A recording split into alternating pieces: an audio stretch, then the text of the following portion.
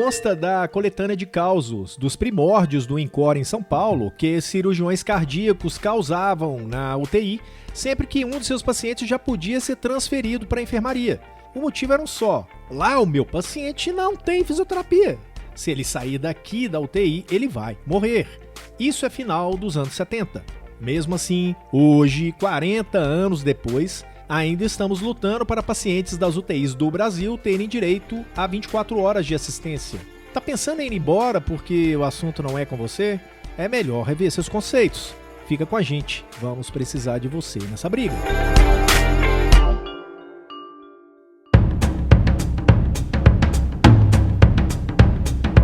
Olá, tudo bem? Que bom que você está aqui com a gente para a 20ª edição do Físio ITO em Movimento. Tudo que rola na fisioterapia e na terapia ocupacional em um só podcast.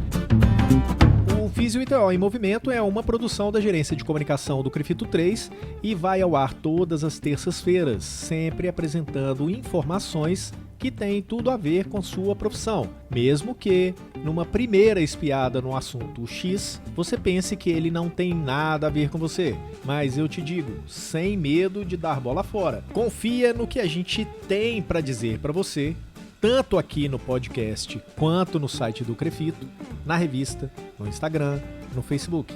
Se a gente tá falando sobre um determinado assunto, em algum momento ele vai te afetar. E se você estiver distraído, ele pode até te morder. Vem com a gente.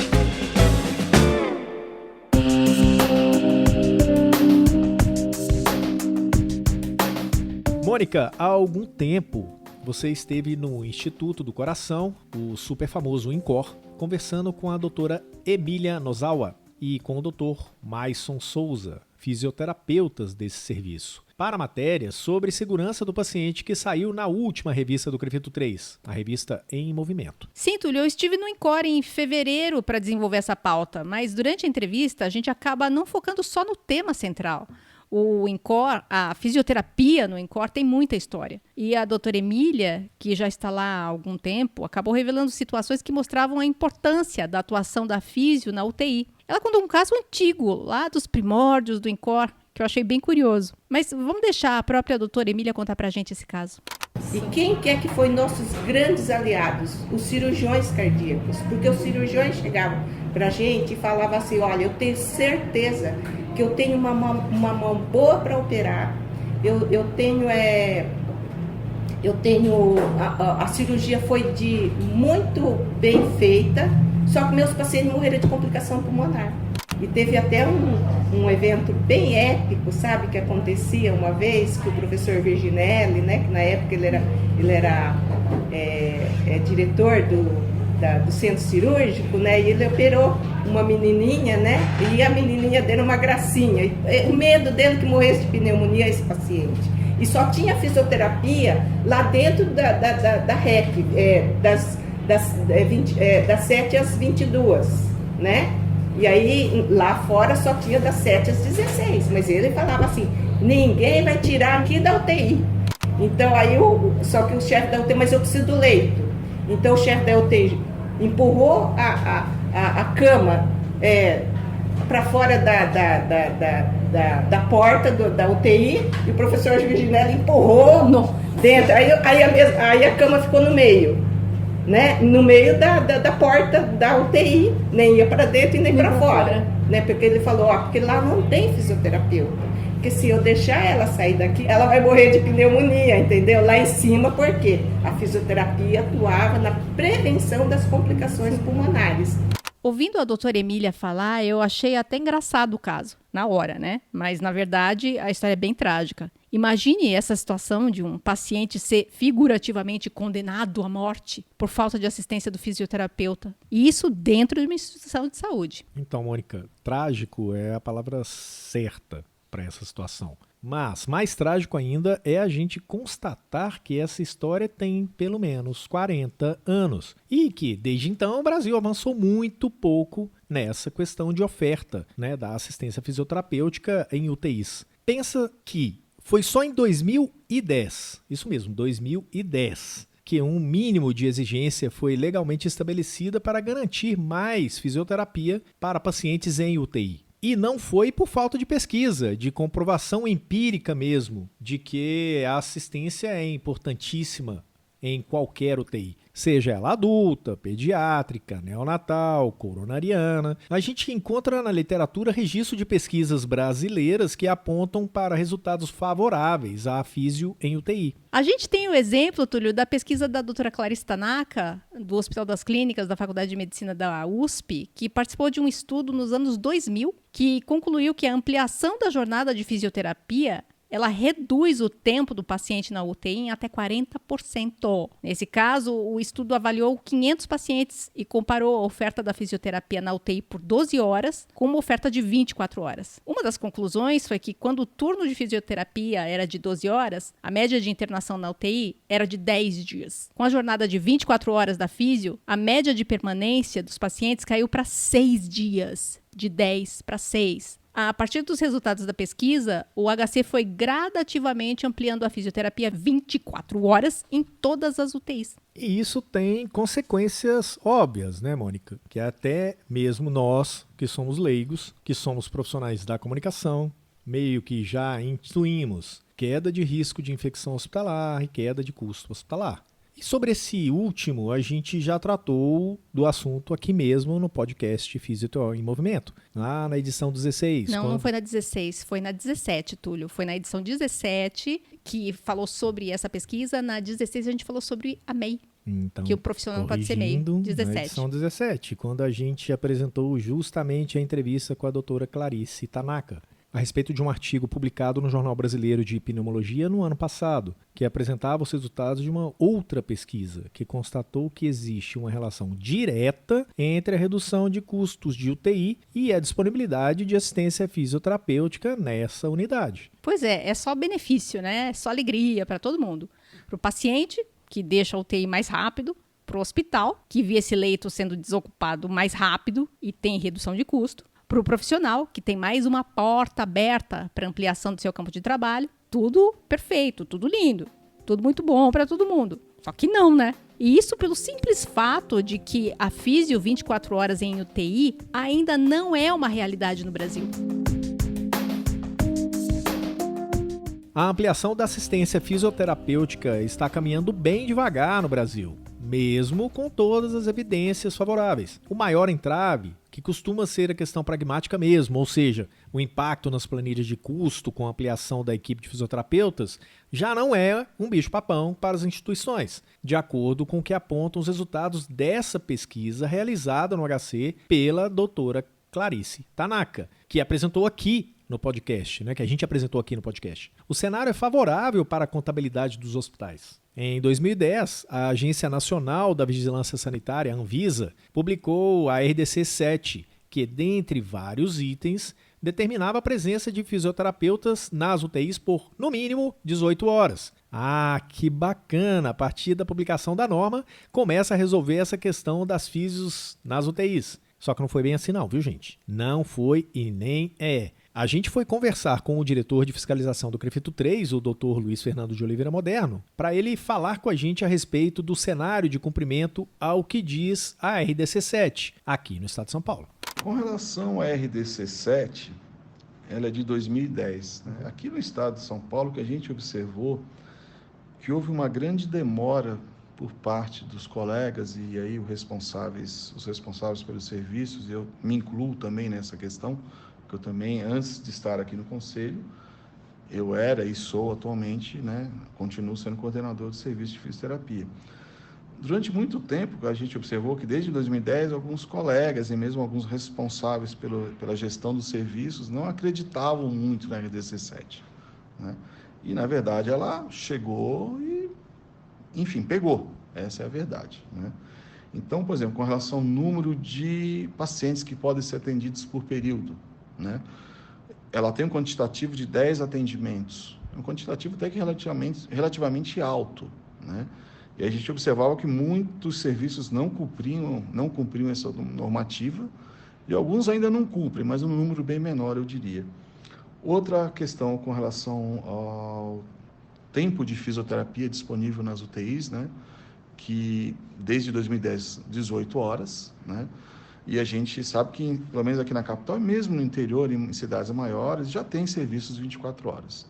Então, nas fiscalizações, a gente tem observado que a questão do número de pacientes atendidos, eu acho que está melhorando. Com relação às 18 horas, a maioria está cumprindo, a gente tem uma dificuldade, às vezes, em finais de semana, principalmente em cidades menores, que às vezes o colega ele não é da UTI, ele é da UTI, mas ele cobre outras coisas, né? E uma outra questão também que essa ainda permanece aqui no estado de São Paulo é a questão do coordenador de fisioterapia ter que ter o título de especialista, né? Muitos ainda acreditam que o curso de especialização que ele fez lá atrás lhe dá legitimidade para ser coordenador do serviço de fisioterapia numa UTI. Isso não é verdade. Ele tem que ter o título de especialista, que é expedido pelo COFITO em convênio com algumas entidades. No nosso caso aqui de terapia intensiva, a Sobrafir. Uma outra questão também que a RDC preconiza é a confecção de manual de procedimentos. Isso a maioria dos hospitais já tem, até por uma questão de certificação, acreditação. E, por último, eu diria, foi a questão da terapia ocupacional na UTI, que isso no começo também não foi muito valorizado e que, diria que de 1 ou 2 anos para cá, isso agora realmente está sendo necessário, assim, e nossa fiscalização tem colaborado com a Anvisa, lembrando que, nesse sentido, isso é uma competência da Anvisa fiscalizar, mas nós aqui do DEFIS e do CREFITO 3, de forma subsidiária, quando a gente encontra alguma irregularidade nesse sentido, a gente oficia a Anvisa. Então, eu te diria, resumindo, que a implantação aqui em São Paulo se deu de forma lenta, mas eu te diria que, gradualmente, as coisas foram sendo sanadas. É complicadinho mesmo, viu? Eu queria registrar também que a obrigatoriedade da atuação de fisioterapeutas em UTI já recebeu 2 upgrades, né? 2 complementações em cima da RDC7 e mais alguma coisa que surgiu do Ministério da Saúde. Em 2012, a portaria número 930 do Ministério da Saúde determinou a presença de um fisioterapeuta por tempo integral, 24 horas, claro, nas UTIs neonatais. E mais recentemente, em 2017, a própria RDC7 teve incluída a exigência de que o responsável técnico do serviço da fisioterapia na UTI tenha o título de especialista profissional reconhecido pelo COFITO. Bom, vamos esclarecer isso aí. Quer dizer que para isso não adianta nada ter feito uma pós-graduação lato sensu de 360 horas aula para se dizer especialista e assumir uma RT de uma UTI. Tem que fazer a prova de títulos do COFITO, que é realizada em parceria com as associações e sociedades de especialistas. Fazer a prova e, obviamente, ser aprovado. Apenas nessa condição é que se atende a essa exigência da RDC7. É exatamente. Ou se faz a prova, ou se passa na prova, né? Ou então exatamente. Não tem como assumir a responsabilidade técnica, não tem como ser RT, fisioterapeuta RT de uma UTI. Bom, deixa eu organizar o pensamento aqui, deixa eu voltar um pouquinho e tentar fazer uma linha do tempo dessa questão da físio em UTI, pelo que a gente apresentou até aqui. Final dos anos 70, aqui no Brasil, já havia uma percepção, pela experiência, de que a fisioterapia na UTI tinha resultados muito bons, inclusive, para os pacientes em UTI. Em 2007, o Departamento de Fisiofono e TO da USP, com a doutora Clarice Tanaka e uma equipe, não foi só ela, claro, eles apresentaram os resultados de um trabalho que concluiu que físio na UTI diminuiu o tempo do paciente na unidade. Reduz de 10 dias para 6 dias, comparando 12 horas com 24 horas. Em 2010, a Anvisa publicou a RDC7 exigindo fisioterapia nas UTIs. Por, no mínimo, 18 horas, seja adulto, pediátrica ou neonatal, certo? E que depois o Ministério da Saúde passou a exigir para essa UTI neonatal assistência de fisioterapia nas 24 horas. Isso foi em 2012. E depois disso, em 2017, a própria Anvisa complementa a RDC7 exigindo o título de especialista reconhecido pelo COFITO para quem assumir a responsabilidade técnica pela UTI. Esse é um recado interessante.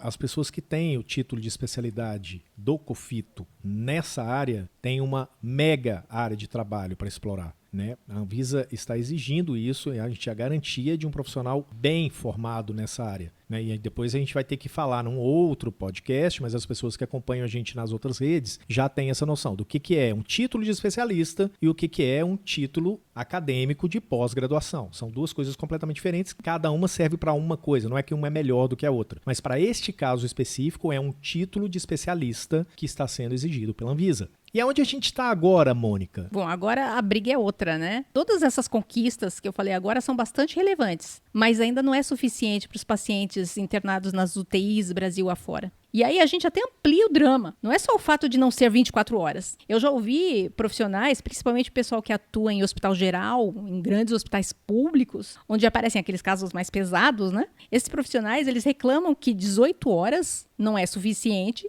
E outra norma da RDC que diz que é um fisioterapeuta para 10 leitos, eles dizem que também não é suficiente, não dá conta um fisioterapeuta para 10 leitos num hospital geral, por exemplo, que é o que determina a RDC7. Eles dizem que não é suficiente de jeito nenhum. Então, a briga agora já parte para uma outra instância. O negócio é partir para o âmbito político, é partir para lei.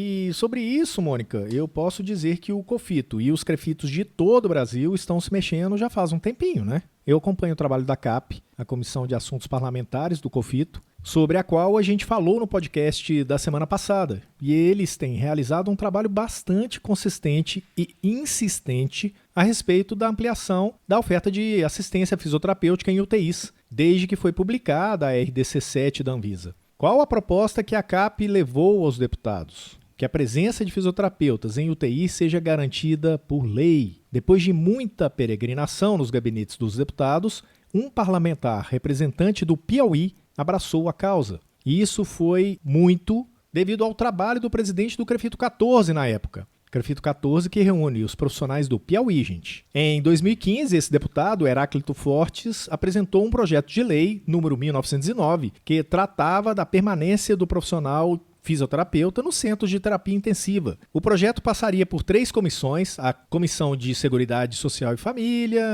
a de Finanças e Tributação e a de Constituição, Justiça e Cidadania. Se fosse aprovado em todas elas, já iria direto para a sanção presidencial, sem a necessidade de votação pelo plenário. É isso que eles chamam, no Congresso Nacional, eles chamam de proposição sujeita à apreciação conclusiva pelas comissões, né? Eita, a gente falou de um monte de coisa semana passada relativo a termos, e, né, quem está acompanhando sabe disso, e tem mais um termo então, apreciação conclusiva pelas comissões. Só que aconteceu o quê? O que aconteceu? O projeto foi apresentado em 2015, certo? Ele foi enviado para a primeira comissão, a de Seguridade Social, em 2017. 2 anos já foram, né? E aí ele foi aprovado em 2018. Bacana, muito bom. Foi encaminhado para a segunda comissão, a de Finanças E chegou 2019, começou um outro período legislativo, né? Teve votação em outubro, lembra? Votação, renovação do Congresso Nacional. E não seria um grande problema, pois os projetos de lei da legislatura anterior podem ser desarquivados e continuados do ponto onde havia parado. Só que, nesse projeto de 24 horas em UTI, isso não foi possível. Porque o deputado não foi reeleito, né? Exatamente. O deputado que tinha abraçado essa causa não foi reeleito e o projeto de lei... Heráclito Fortes. O projeto de lei dele simplesmente foi arquivado. É isso que determina o regimento da Câmara dos Deputados. É assim que funciona. E com o arquivamento, o esforço todo da CAP e do COFITO foi pro lixo. Mas aí você está bastante enganada. A turma da CAP não dorme no ponto, gente. E acredito que, num tempo recorde, já conseguiram mobilizar um outro parlamentar, novamente do Piauí, dessa vez a deputada federal Margarete Coelho, do Partido Progressista, que já se solidarizou. Ela entendeu que o COFITO e os CREFITOS defendem uma assistência ampla para pacientes de UTI. É mais segurança, é tempo de internação menor. Ampliar o campo de trabalho para fisioterapeutas não é o foco de atuação da CAP. O COFITO e os CREFITOS atuam para garantir a melhor assistência de físio e de TO para o paciente. Só que, em muitos casos, a ampliação dos espaços de trabalho para profissionais acaba sendo uma consequência dessa atuação em favor dos pacientes. Que é mais ou menos o que está acontecendo nesse caso da Físio 24 horas, né? É pela população, mas naturalmente o espaço, né, as oportunidades de trabalho, as vagas vão aparecer para fisioterapia, para fisioterapeutas, né? Exatamente. Mas essa deputada, a Margarete Coelho, ela seguiu a proposta do projeto de lei de 2015 que tinha sido arquivado? Ela seguiu, Mônica, seguiu sim. Na verdade, ela começou pela tentativa de desarquivar o projeto de lei de 2015. Mas, como a gente já disse aqui, né, quem pode desarquivar projeto de lei é somente o dono desse projeto, né, o autor do projeto. O projeto não era dela, ela entrou agora, em 2019. E não desarquivou, obviamente, para poder continuar de onde tinha parado, porque foi essa a intenção dela, né? Falar, poxa vida, né? Desde 2015, tanta coisa já foi feita, vamos desarquivar. Ela esqueceu de ler o regimento. Mas não deu, né? O que ela tentou foi não perder tudo o que já tinha sido feito entre 2015 e 2018, né? Já tinha sido aprovado em uma comissão, a Comissão de Seguridade Social e Família. Só que não teve jeito. O caminho era mesmo começar a partir do zero. Ela aceitou assumir essa proposta e, em abril do último ano, apresentou o projeto de lei 1985/2019. E ele já começou o processo de tramitação semelhante ao anterior. Né? De apreciação conclusiva pelas comissões. Isso mesmo. Aquela, né? Já está na Comissão de Seguridade Social e Família desde 24 de abril. Nossa, foi rapidinho mesmo, né? Porque considerando que o ano legislativo começou em fevereiro e já em abril eles já conseguiram alinhar isso com a deputada, foi rapidinho. Eu tô aqui, Túlio, com o texto do projeto de lei e o projeto, ele tem 3 artigos, ele é bem curtinho, ele diz o seguinte: é obrigatória a presença de no mínimo um fisioterapeuta para cada 10 leitos nos centros de terapia intensiva, adulto, pediátrico e neonatal, de hospitais e clínicas públicas ou privadas nos turnos matutino, vespertino e noturno, fazendo um total de 24 horas. E no artigo 2º, os profissionais fisioterapeutas devem estar disponíveis em tempo integral para assistência aos pacientes internados nos centros de terapia intensiva durante o horário em que estiverem escalados para atuar nos referidos centros. Ou seja, não dá para considerar o fisioterapeuta atuando em outra unidade como estando disponível para a UTI. Ele é exclusivo da UTI. E tem aqui também, continuando na parte do projeto de lei, tem o projeto em si e tem a justificativa que o deputado tem que apresentar. E é legal que nas justificativas ela coloca informações bastante interessantes, né? Porque quem vai ler o projeto de lei, os parlamentares que vão ler o projeto de lei, precisam conhecer por que é importante. E ela escreveu aqui que, ante a complexidade dos procedimentos adotados pelos profissionais fisioterapeutas que atuam em CTIs, o elevado número de intercorrências clínicas e admissões que incidem durante o período de 24 horas, a comprovada melhora dos indicadores hospitalares e financeiros, bem como ante as exigências legais, a regulamentação da presença da fisioterapia em tempo integral, 24 horas, é necessária para o bom funcionamento dos centros de terapia intensiva, sejam eles públicos ou privados. Ou seja, ela está defendendo a causa, ela abraçou mesmo. Exatamente. Com tudo isso, a gente vê que aparentemente está tudo redondinho, tudo caminhando. Pois é, né? Só que lá em 2015 estava tudo aparentemente redondinho também. Passou 2015, 2016, 2017, 2018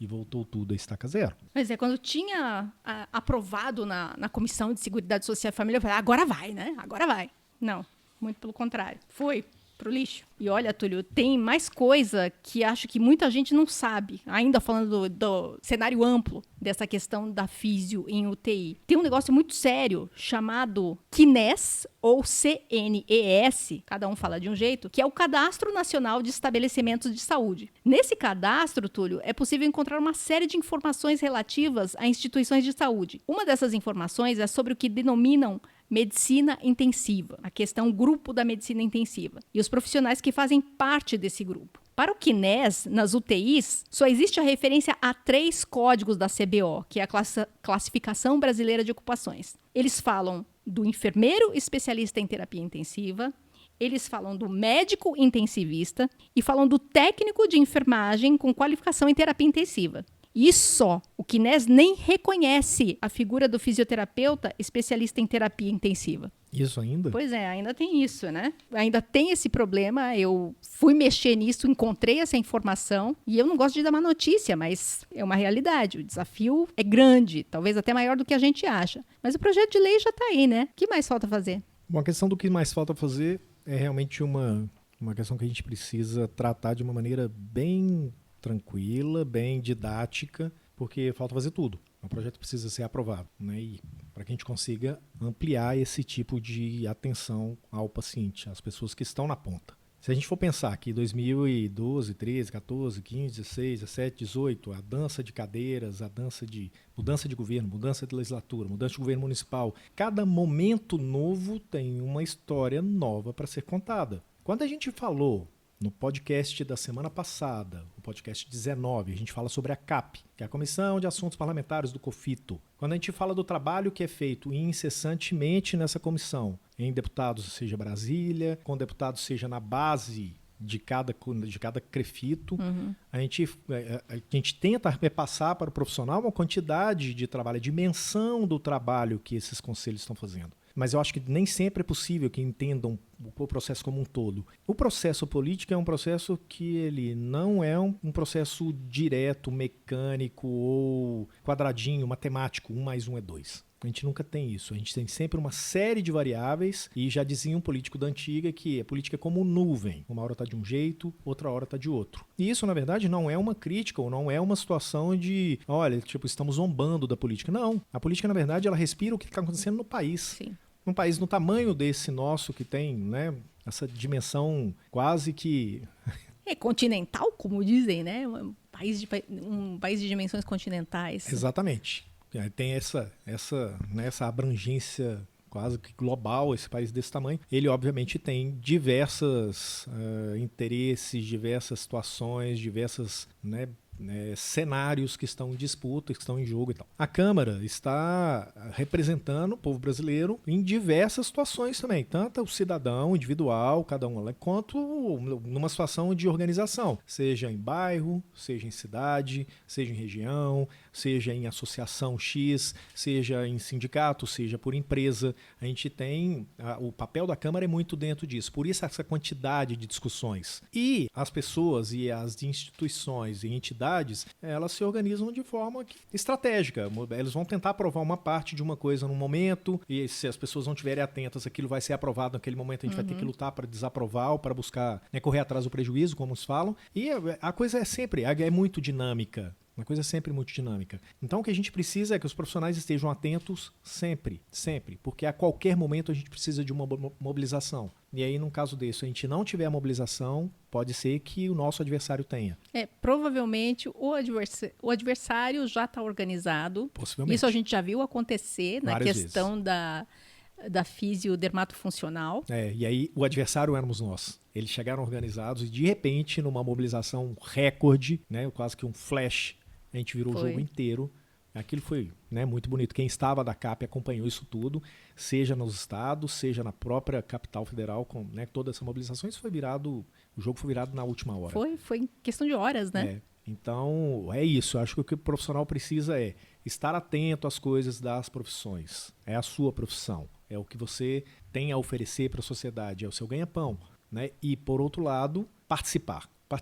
A política é a participação. Você pode não ser um candidato, pode não ser um político eleito pelo povo, mas a sua atuação política dentro de onde você trabalha, dentro dos locais que você mora, etc., isso é fundamental para todo mundo. E uma coisa que acontece bastante interessante no Brasil, tristemente interessante, é que, falando das eleições para deputados e senadores, as pessoas esquecem em quem votaram, E depois não tem condições de cobrar. Não tem. Demandas que, por exemplo, nesse caso das 24 horas para fisioterapia nas UTIs, como é que você vai acessar o seu deputado, o deputado em quem você votou, para que ele aprove esse projeto de lei, colabore na aprovação desse projeto, se você não lembra nem quem ele é, você não anotou, você não lembra em quem você votou. Sim, a gente tem Fica duas mais questões. difícil de você cobrar. Exatamente, a gente tem duas questões. Às vezes o deputado ou o seu representante, o representante que você escolheu, ele não é a favor desse projeto, não é a favor dessa mudança. Está representando um outro lado, ele tem um outro entendimento. Se você votou nele achando que ele ia fazer isso, é uma história que... tiro na água. Não dá. E a outra questão é de o deputado entender que isso que está posto em jogo é uma demanda sua. Que é justamente o trabalho que a CAP faz, Exatamente. A CAP vai, Oi, conversa, estamos aqui, educa. Exatamente. Estamos aqui, nossa demanda é essa, precisamos por causa disso. O deputado tem que ser informado disso. né? Quem não está em Brasília, quem não sabe da vida de um parlamentar nesse jeito, não tem a menor noção de como é que funciona isso. A quantidade de demanda que eles recebem, nós falamos que o COFITO atualmente está vigilante sobre 600 projetos de lei que envolvem as duas profissões. Projetos de lei, assuntos e temas e tal, que estão em discussão atualmente lá. Se a gente for pensar no conjunto total, a gente pode imaginar isso por 10, 12, 15 vezes. A gente está falando aí de quase 100 mil projetos. É uma coisa realmente absurda. Então, tudo depende da demanda. Se não tiver uma demanda, não tiver uma marcação cerrada em cima daquilo, uma participação, uma cobrança do eleitor, uma cobrança dos conselhos, a coisa vai desandar. Isso leva a gente de volta para o começo do podcast, quando o Túlio provocou, dizendo que você tem sim a ver com isso. Se você acha que eu não sou da área de físio hospitalar, ou então eu nunca vou ser paciente, olha aqui, arrogância, né? Nunca vou ser paciente numa UTI, nunca vou precisar da fisioterapia em UTI. Isso tem a ver com você, sim. E é nesse momento de você se posicionar junto aos deputados podem tratar desse assunto, é que você vai fazer a diferença e que tem tudo a ver com você. Eu vou fazer o seguinte, Túlio. Eu vou colocar na descrição do podcast os contatos dos deputados federais que estão nessas 3 comissões onde vai tramitar o projeto de lei. Eu acho que ajuda a facilitar para o pessoal fazer o contato. E sendo ele o seu candidato ou não interessa. São candidatos que hoje representam todo mundo. Na verdade, eles são representantes hoje. Exatamente, eles estão representando o Brasil inteiro. Então, eu vou colocar, procura aí na descrição do podcast, que você vai encontrar lá os e-mails de todos esses deputados que vão ter acesso e vão votar, sim ou não, pela aprovação desse projeto de lei. E, Túlio, eu quero aproveitar também para apresentar uns números bastante interessantes. Nas pesquisas que eu fiz para esse tema, eu encontrei alguns números de 2016, de um levantamento que foi feito pela AMIB, a Associação de Medicina Intensiva Brasileira. E esses números revelam o seguinte: no Brasil, existem 1.961 estabelecimentos de saúde que contam com UTI. Nesses estabelecimentos, 41.741 leitos em UTI, distribuídos em adulto, pediátrico, neonatal, UTI coronariana e UTI de queimados. Para cada 10 mil habitantes, existem 2,19 leitos de UTI. Isso, 2,19, quase a mesma coisa que zero. E muitos leitos também têm desaparecido das UTIs, muito em consequência dos valores que são pagos pelo SUS. A Confederação das Santas Casas e Hospitais Filantrópicos, a CMB, informa no site deles que o valor pago pelo SUS por diária de leito de UTI está entre cerca de R$400 e R$500, dependendo do tipo de UTI. O custo real, segundo a CMB, é de pelo menos R$1.200, o dobro do que o SUS paga. Por isso, esses leitos de UTI estão desaparecendo. Se as instituições de saúde, se os parlamentares que vão votar esse projeto levarem em consideração que a assistência fisioterapêutica nas UTIs pode ter um impacto positivo sobre esses números, eu acredito que seja mais um elemento a favor de uma oferta mais ampla desse serviço à população. Bom, depois de todas essas informações, desse drama todo e da obviedade que ficou para nós, da necessidade de ação e etc., vamos para o é fato ou é fake de hoje? É pra mim? Eu que vou responder? Sim. Então manda.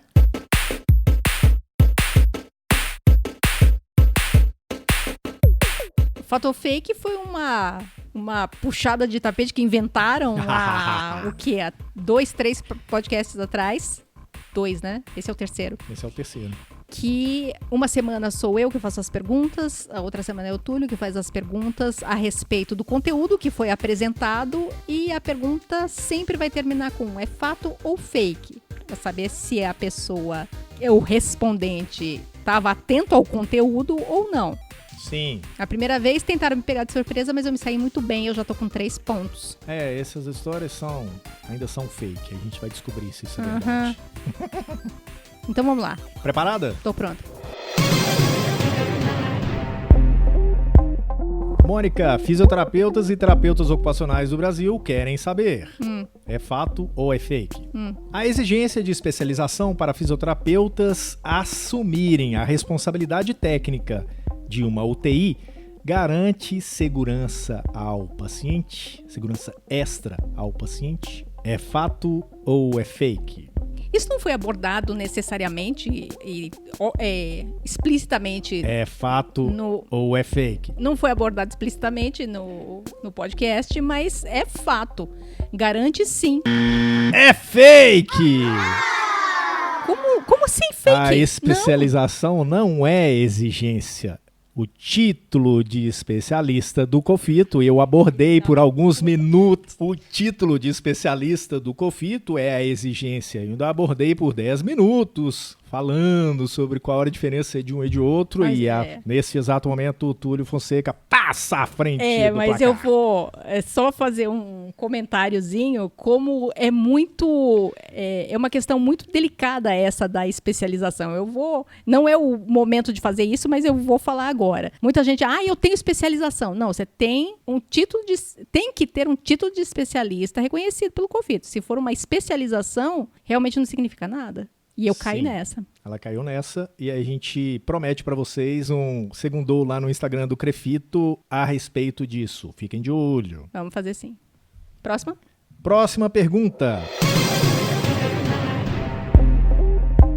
A aprovação do projeto de físio 24 horas nas UTIs do deputado Heráclito Fortes foi um passo importante, mas insuficiente para que o novo governo sancionasse a nova lei. Fato ou fake? É fake, né? Porque o projeto mal caminhou. Ele nasceu em 2015, só em 2017 que ele passou na primeira comissão... 2017 ou 2018? Não, 2017 ele foi apresentado para a Comissão de Seguridade Social e Família. Em 2018 saiu o relatório do responsável pela comissão. Foi aprovado em 2018.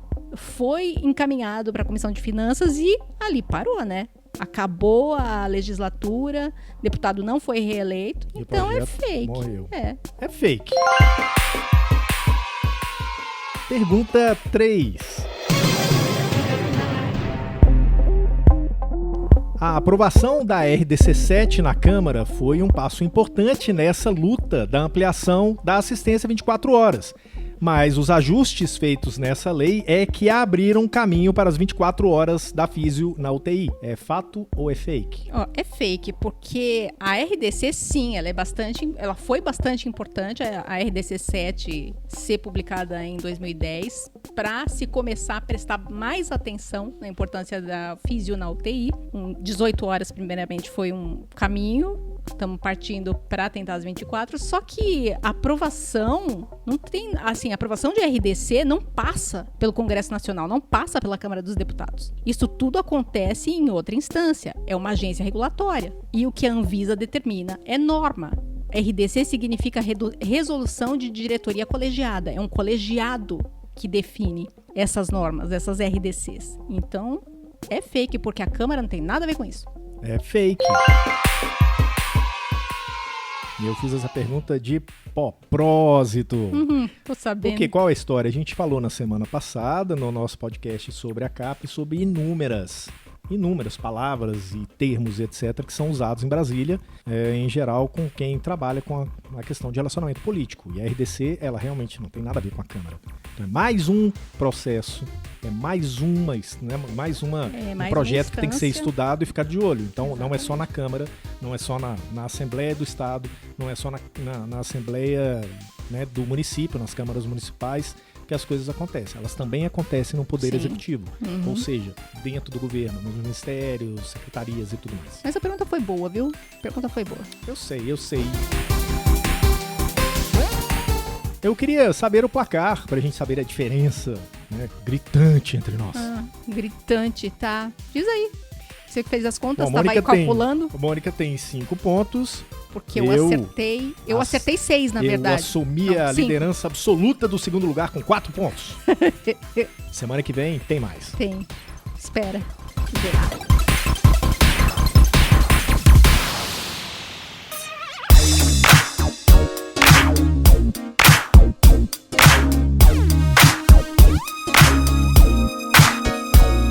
E E assim concluímos essa edição 20 do podcast Físio e TO em Movimento. Tudo que rola na fisioterapia e na terapia ocupacional em um só podcast. É isso aí, são 20 semanas trazendo informação qualificada para você, fisioterapeuta, você terapeuta ocupacional.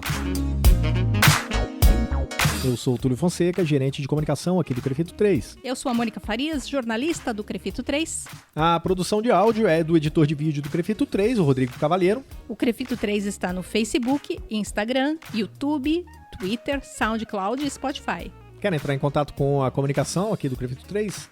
Basta enviar um e-mail para imprensa@crefito3.org.br. Envie seu e-mail para a gente, fala para a gente onde você está ouvindo o seu podcast semanalmente, porque a gente quer muito saber.